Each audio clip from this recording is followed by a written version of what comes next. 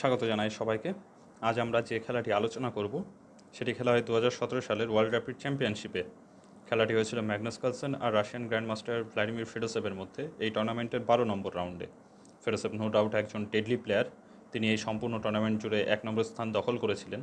অপরদিকে কার্লসেন এর আগে 2টি ম্যাচ হেরেছেন, বাকি খেলাগুলি তিনি জিতে 12th রাউন্ডে এসে ফেস করছেন ফেডোসেভকে। আর এই খেলাটি যিনি জিতবেন তিনি 1 নম্বর স্থান দখল করে এগিয়ে যাবেন, তো নো ডাউট তাদের দুজনের জন্য এই খেলাটি ভীষণই ইম্পর্টেন্ট। অপরদিকে এই খেলাটির মূল আকর্ষণ এর and game.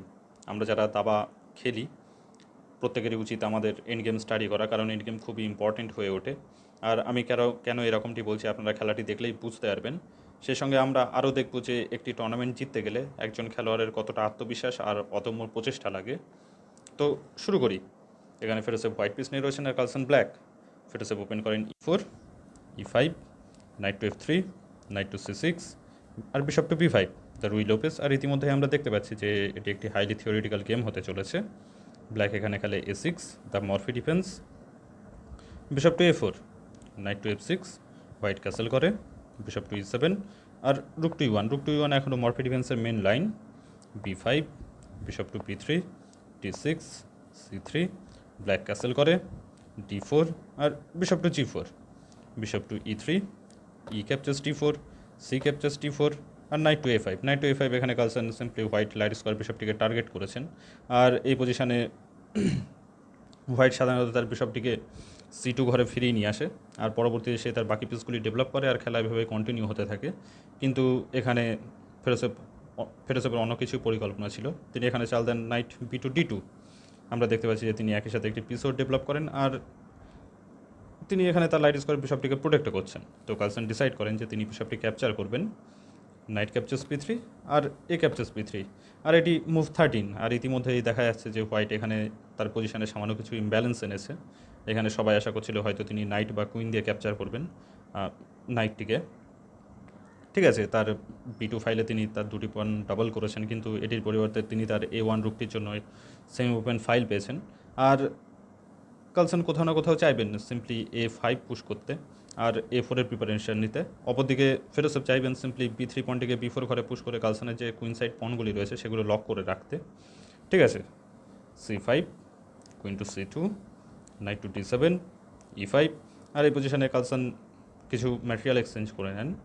C captures D4, bishop captures D4, D captures E5, knight captures E5, knight captures E5 আর বিশপ ক্যাপচার্স E5। ঠিক আছে, আর এখানে দেখলে আরেকবার মনে হতে পারে যে এখানে সিম্পলি ব্ল্যাকের রুক টু C8 মুভ রয়েছে সিম্পলি হোয়াইট কুইনকে টার্গেট করে। আর হোয়াইট কুইনের সেরকম কোনো ভালো স্কোয়ার নেই। সিম্পলি সে যদি এখানে তার D2 যে নাইট রয়েছে সেটির প্রোটেকশান থেকে সরে যায় তাহলে ব্ল্যাক কুইন দিয়ে D2 নাইটটিকে হয়তো জিতে নেওয়া যাবে, কিন্তু এরকম না, কারণ এখানে সিম্পলি হোয়াইট কুইনের মুভ রয়েছে কুইন টু E4। তো দেখতে পাচ্ছি আমরা ব্ল্যাক যদি এখানে D2 নাইটটি ক্যাপচার করে তাহলে হোয়াইট কুইন দিয়ে এখানে ব্ল্যাক লাইট স্কোয়ার বিশপটিকে ক্যাপচার করা যাবে। আর এটিকে আটকাতে যদি কার্লসেন এখানে সিম্পলি F5 খেলেন, একই সাথে তিনি বিশপটিকে প্রোটেক্ট করছেন আর হোয়াইট কুইনকে টার্গেট করেছেন। তো এখানে সিম্পলি কুইন টু B7। তো আবার আমরা দেখতে পাচ্ছি এখানে সিম্পলি ব্ল্যাক যদি D2 নাইটটি ক্যাপচার করে তাহলে এবার ব্ল্যাকের ডার্ক স্কোয়ার বিশপটিকে ক্যাপচার করা যাবে। তো এরকম সিচুয়েশানে এই পজিশানে এসে কার্লসেন বেশ কিছুক্ষণ ভাবেন পজিশানটি নিয়ে এবং তিনি চাল দেন রুক টু E8। ঠিক আছে, বিশপ টু C3 আর বিশপ টু F8। কার্লসেন এখানে এক পেয়ার রুক এক্সচেঞ্জের অফার দেন আর H3 ব্ল্যাক লাইট স্কোয়ার বিশপটিকে টার্গেট করা হয়েছে আর বিশপ টু H5 আর কুইন টু F5। তো আবার ব্ল্যাক লাইট স্কোয়ার বিশপটিকে অ্যাটাক করা হয়েছে আর এর সাথে হোয়াইট কুইনের পজিশনেও ইম্প্রোভাইজ করা হয়েছে। তো first bishop to G6, white কুইনকে অ্যাটাক করা হয়েছে আর কুইন টু F4। আর কার্লসেন এখানে এক পেয়ার রুক এক্সচেঞ্জ করে নেন। Rook capture C1 check, rook capture C1। তো যিনি অফিসিয়াল কমেন্টেটর ছিলেন মিরোশনিচেঙ্কো, তিনি বলেন যে যেহেতু কার্লসেনের এখন সুযোগ রয়েছে তার সিম্পলি উচিত A5 খেলা আর A4 এর প্রিপারেশন নেওয়া, কিন্তু কার্লসেন এখানে সিম্পলি খেলেন কুইন টু D7। ঠিক আছে, নাইট টু F3 আর F6 নো ডাউট এই পজিশনে খুবই ইউজফুল একটি মুভ, কারণ এটি দেখতে পাচ্ছি আমরা এখানে হোয়াইট যে ডার্ক স্কোয়ার বিশপ রয়েছে সেটির ইনফ্লুয়েন্স কমাচ্ছে আর একই সাথে হোয়াইট যে F3 নাইট রয়েছে সেটির খুবই দুটি ইম্পর্টেন্ট স্কোয়ার E5 আর G5 এই দুটি স্কোয়ারকে কন্ট্রোল করছে। আর একই সাথে যদি ভবিষ্যতে প্রয়োজন পড়ে, যদি লাইট স্কোয়ার বিশপটির ওপর অ্যাটাক আসে ব্ল্যাক, তাহলে ব্ল্যাকের লাইট স্কোয়ার বিশপটির উপর অ্যাটাক আসে তাহলে সিম্পলি সেটিকে রিট্রিটও করানোর ঘর খুঁজে বার করা। তো নো ডাউট F6 একটি ইউজফুল মুভ। ঠিক আছে, বিশপ টু B4 আর rook to E8, rook capture C8, bishop capture C8, bishop capture F8 আর কিং ক্যাপচার F8। ঠিক আছে, B4 তো ফাইনালি ফেরোসেভ ম্যানেজ করেছেন যে B4 চাল দিতে আর কালসনের যে কুইন সাইড পন রয়েছে সেগুলিকে সম্পূর্ণরূপে লক করে রাখতে। আর যেহেতু কালসনের এখানে লাইট স্কোয়ার বিশপ রয়েছে তো ফেরোসেভের জন্য কোনো সেরকম লাইট স্কোয়ার বিশপের থেকে থ্রেট থাকবে না, যেহেতু কুইন সাইড পনগুলি তার ডার্ক স্কোয়ার ঘরে রয়েছে। নো ডাউট ভালো একটি মুভ। আর এই পজিশানে যদি দেখা যায় তাহলে সিম্পলি এখানে যে কোনো প্লেয়ারই, বেশিরভাগ প্লেয়ার হয় ড্র অফার করবে বা অ্যাকসেপ্ট করবে, কিন্তু আমরা সবাই জানি যে কালসন একজন এন্ড গেম জিনিয়াস, তো তিনি এই পজিশনটি খেলতে চান। Queen to E7, knight to D4, king to F7 আর queen to D2, queen to D6, queen to C3, bishop to D7, queen to B3 check আর bishop to E6 check block করা।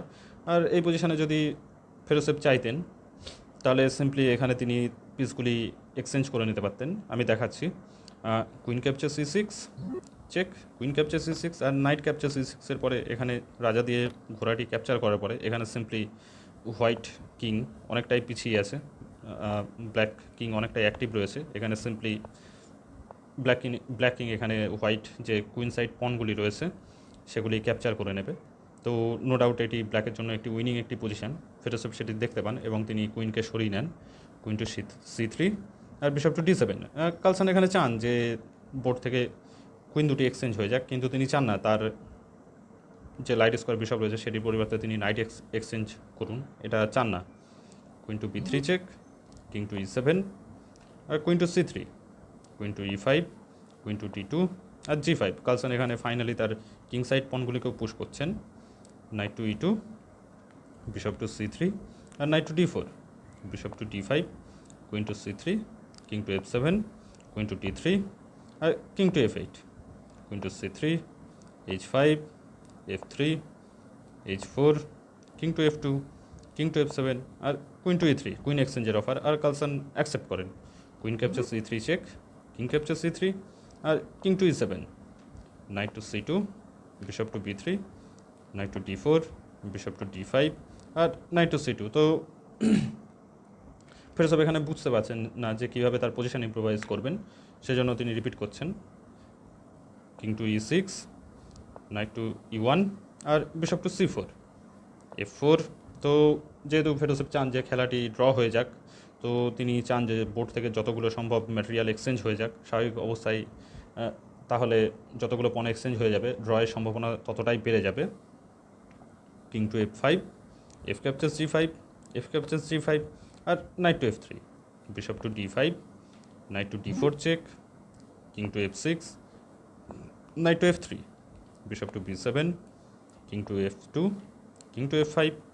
দুটি প্লেয়ারের জন্য এখানে এই পজিশনে খুবই হার্ড খেলাটি কীভাবে তারা এগিয়ে নিয়ে যাবেন। G3, ফেরোসেভ এখানে ফাইনালি ম্যানেজ করেছেন আরেক পিস পন এক্সচেঞ্জ করে নিতে। এইচ ক্যাপচার্স G3 আর king captures G3, bishop to C8, knight to D2, bishop to B7, knight to F3, bishop to D5, knight to D2, bishop to F7, knight to F3, bishop to E8, knight to D2, bishop to F7, knight to F3 আর bishop to H5। তো bishop to H5 খুবই গুরুত্বপূর্ণ একটি move. আমরা দেখব যে কালসনের খেলাটি এগিয়ে নিয়ে যাওয়ার জন্য এই বিশপ টু H5 মুভটা কতটা গুরুত্বপূর্ণ কয়েক চাল পরে আমরা দেখতে পাবো। Knight to D4 check, king to E5 আর নাইট টু F3 চেক। আর এখানে কালসন চাল দেন কিং টু D5। তো এখানে দেখতে পাচ্ছি আমরা যে কালসন এখানে হোয়াইটকে ইনভাইট করছেন যে G4 পয়েন্টটিকে ক্যাপচার করার জন্য। তো ফেরোসেভ ক্যাপচার করেন নাইট ক্যাপচার্স G5। আর এটি হচ্ছে উদ্দেশ্য বিশপ টু H5 খেলার, কারণ এখানে আমরা দেখতে পাচ্ছি যে যেহেতু হোয়াইটের একটি কিং সাইড পন রয়েছে সেটিকে আটকানোর জন্যই বিশপ টু H5 খেলা হয়েছিল। আর এটির উদ্দেশ্য, আরেকটি উদ্দেশ্য হলো যে এখানে কালসন তার কিং দিয়ে, ব্ল্যাক কিং দিয়ে এখানে সিম্পলি হোয়াইট কুইন সাইড পনগুলিকে গপল আপ করবেন। তো ঠিক আছে, king to C4, knight to E4 আর king captures B4, king to F4, A5, knight to T two, knight to T two এখানে দেখতে পাচ্ছি এখানে সিম্পলি হোয়াইট পন আর নাইট দিয়ে ব্ল্যাক কিংয়ের বিরুদ্ধে একটি পাঁচিল তৈরি করা হয়েছে, খুব সুন্দর পাঁচিল। কিন্তু A4, king to E4, king to C5 আর king to E3, B4, knight to E4 check আর king to D5, knight to T2, bishop to G7, sorry G6 আর king to E2, A3, B captures A3, B captures A3 আর king to D1, A2 আর knight to B3। তো মনে হতে পারে এখানে যে এখানে হোয়াইট ফাইনালি ম্যানেজ করেছে ব্ল্যাকের প্রমোশন আটকাতে, ঠিক আছে। কিং টু C4 আর knight to A1, king to C3, king to C1 আর বিশপ টু F5। হোয়াইট যে কিং সাইড পয়েন্ট রয়েছে সেটিকে টার্গেট করা হয়েছে। আর এই পজিশানে যিনি অফিসিয়াল কমেন্টেটার ছিলেন মিরোশনিচেঙ্কো, তিনি বলেন যে তিনি এই এন্ড গেমের সাথে আগে তার পরিচয় হয়েছে, আর এটি ব্ল্যাকের জন্য সম্পূর্ণ উইনিং একটি পজিশান। কিন্তু হোয়াইটের এখানে সেই খেলাটিতে কোনো এক্সট্রা পন ছিল না। তো ঠিক আছে, আরও তিনি বলেন যে কালসন যে গতিতে তার চালগুলি দিচ্ছে, তো স্বাভাবিক অবস্থায় কালসন এখানে জানে যে কীভাবে খেলাটি জিততে হবে। H4 R bishop to G6। তো আমরা দেখতে পাচ্ছি যে এখানে হোয়াইট আউট অফ মুভ রয়েছে, স্বাভাবিক অবস্থায় এখানে কোনো চাল হোয়াইটের জন্য দেওয়া যাবে না। এখানে সিম্পলি সে যদি তার কিংটিকে সরিয়ে নেয় তাহলে ব্ল্যাক কিং ইনফিলট্রেট করবে। অপরদিকে সিম্পলি যদি সে তার নাইটটিকে যে কোনো ঘরেই চাল দিক না কেন, যদি C2 ঘরে চাল দেয় তাহলে বিশপ দিয়ে ক্যাপচার করা যাবে, আর যদি B3 ঘরে চাল দেয় তাহলে সিম্পলি কিং দিয়ে ক্যাপচার করা যাবে। তো ব্ল্যাক এখানে আউট অফ মুভ, সিম্পলি তার একটিই চাল রয়েছে সুসওয়াং H5 আর bishop captures H5, knight to C2 আর bishop to E8। Bishop to E8 এখানে বিশপটিকে A4 ঘরে আনার পরিকল্পনা চলছে, আর সেখান থেকেই কালসন তার জয়ের রাস্তা সুনিশ্চিত করবেন। নাইট টু A1 আর বিশপ টু A4। আর এই পজিশানে হোয়াইটের আবার কোনো চাল নেই, আমরা যেরকমটি দেখালাম এখানে ফেরোসে চাল দেন নাইট টু C2। আর যদি কেউ মনে করে থাকেন যে এখানে সিম্পলি নাইটটি ক্যাপচার করা যাবে, তাহলে না, কারণ নাইটটি ক্যাপচার করার পর আমরা দেখতে পাচ্ছি যে এটি একটি স্টেলমেট, কারণ হোয়াইট কিংয়ের কোনো জায়গা নেই। তো স্বাভাবিক অবস্থায় নাইটটি ক্যাপচার করা যাবে না। কিন্তু এখানে ম্যাগনাস কার্লসেন চাল দেন কিং টু B3। তো আর এই পজিশানে ফেরোসে ডিজাইন করেন, কারণ এই অবস্থায় আর কোনো তার কিছু করার ছিল না, কারণ সিম্পলি যদি প্রমোশন আটকাতে হয় তাহলে তার নাইটটিকে A1 ঘরেই চাল দিতে হবে, আর এটি চেক করবে। আর সিম্পলি এখানে কার্লসন চাল দেবেন কিং টু A3। তো স্বাভাবিক অবস্থায় এখানে হোয়াইট কিং পয়েন্টটির আশেপাশেও যেতে পারবে না, আর পরের চালে নাইট যে ঘরেই চালুক না কেন সিম্পলি সেটিকে ক্যাপচার করা যাবে। তো স্বাভাবিক অবস্থায় ব্ল্যাক এখানে জিতছে, যদিও কিং টু B3 পরে ফেরোসে ডিজাইন করেন। আর এটি একটি জাস্ট অসাধারণ ভিক্টরি। স্বাভাবিক অবস্থায় এত ইম্পর্টেন্ট একটি খেলায় আপনি যখন একটি ডেড রান পজিশন থেকে জয় ছিনিয়ে আনতে পারেন, স্বাভাবিক অবস্থায় আপনাকে বলতেই হবে যে আপনি এন্ড গেম বিস্ট। তো অসাধারণ একটি খেলা, আশা করছি আপনারা এনজয় করেছেন। আর ভিডিওটি দেখার জন্য ধন্যবাদ, আর সুস্থ থাকুন।